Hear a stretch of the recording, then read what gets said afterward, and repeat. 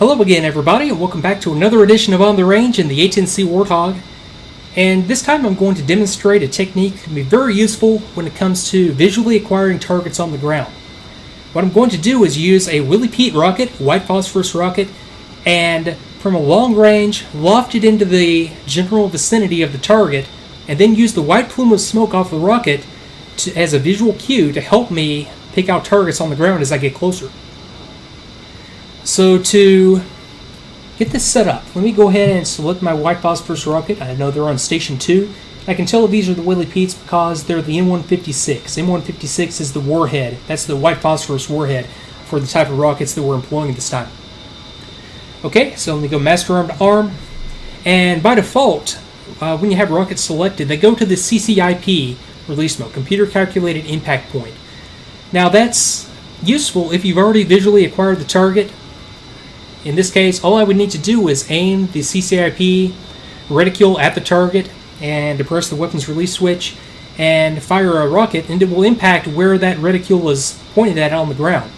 Now, since I'm still a long ways away, I don't have the target visually acquired, I'm going to have to use the aircraft to provide me steering cues to the right general location.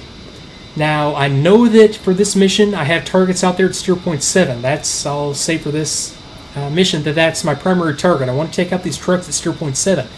But, looking out there in the distance, unless I were to, put the targeting pod on the location, slew a Maverick over there, or, turn directly at it so that I have a, my steer point box in the HUD, looking out there in the direction of steer point 7, I really can't see anything. It's really indistinct out there, and if I were, low level, looking around, scanning for threats, managing my wingman, I'm not going to have anything other than just fleeting glimpses out there in the distance to, pick up on the target area and start scanning for something to hit.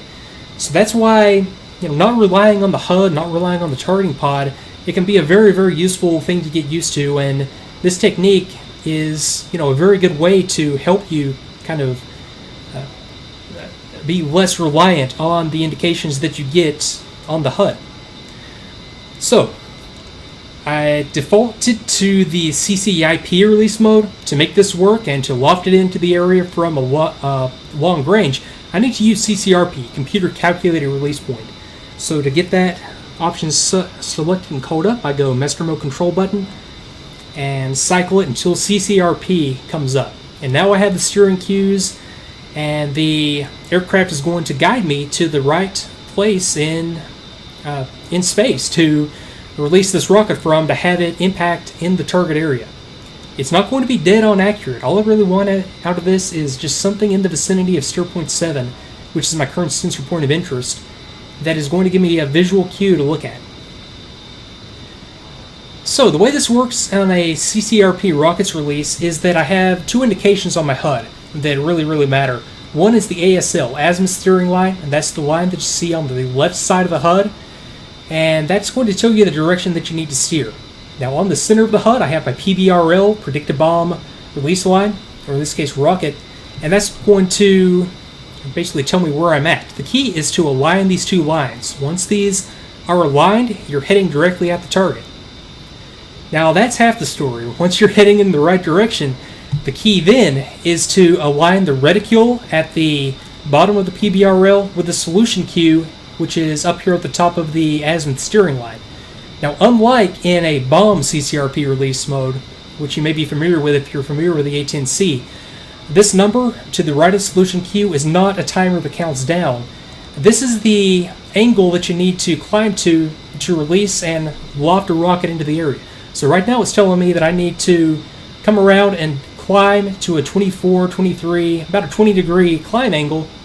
And I'll demonstrate that right now. So I climb up, and once I get to the proper climb angle, now it's telling me that, okay, that's where I need to be to get those two indicators, the solution cue and the reticule, aligned. Once those two aligned, only then are you properly lined up and can you release your rocket and have it go into the right general vicinity.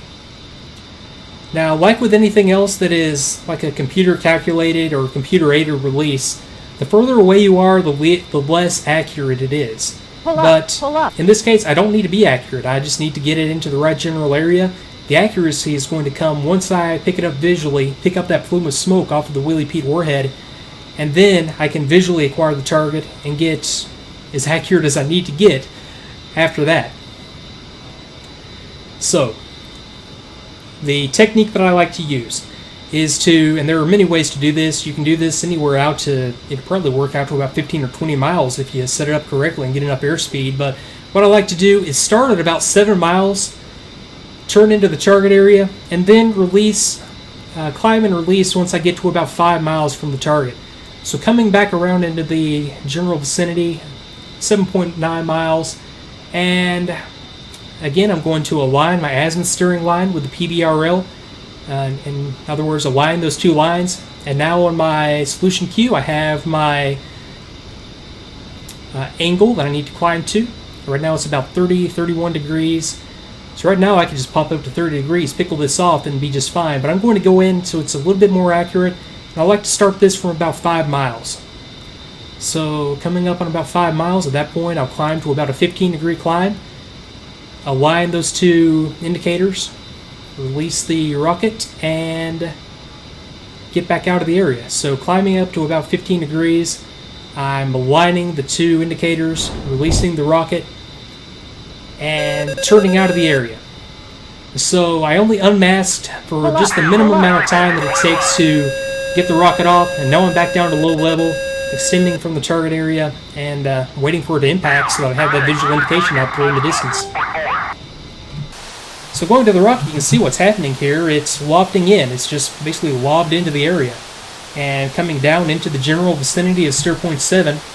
Okay, and I can see that it's going to fall a little bit long, but from 5 miles doing a CCRP release with the rocket, I mean, it's not going to be pinpoint accurate, and it's not really, you don't really intend it to be from that range. Okay, so now you can really see where this pays off and why I did that in the first place. Now before, when I was looking back into the target area, I just had a big blob of green out there. Now when I glance back, I can see that I have my Willie Pete smoke. I can see, if I zoom in all the way, the plume from the Willie Pete. And that, I can tell at a glance, is the general vicinity of steer point 7. So instead of having to use the HUD cues or slew of sensor over there, I can just glance over. I can actually see it right now, zoomed out all this way, and I can tell that's the direction that the target is in. So now, let me go ahead and set up a release on this. I've already set up 4 Mark 82 airs, high drag Mark 82s for a CCIP release. I'm going to do a ripple release, rippling off 4 of them at one time with about a 75-foot spacing. Pull up, pull up. And this is the advantage this technique gives you, because right now I'm just totally head out of the cockpit, looking around, scanning for threats, keeping an eye on my wingman, and I can just at a glance look out there and say, okay, where's that Willie Pete plume? And okay, visual, and at a glance I can see that I have, still looking around for threats. I can see stuff out to the left. I could see that air threat the 2 called out earlier. Stuff that I might miss if I were down in the targeting pod or just doing something completely differently right now, like looking at the HUD. I can tell, okay, I'm 30 degrees offset, 4.5 nautical miles. I don't need to be looking at that. All I need to do is get my head out of the cockpit and look for the plume. And I know that the target is going to be out there in the vicinity of that Willie Pete plume. So I've got more targets to the left, and I can see, okay, right there in the general vicinity. I know that it went a little bit long, so I can see my primary target. So right now, I'm just going to do a pop-up attack. So let me run in on the target.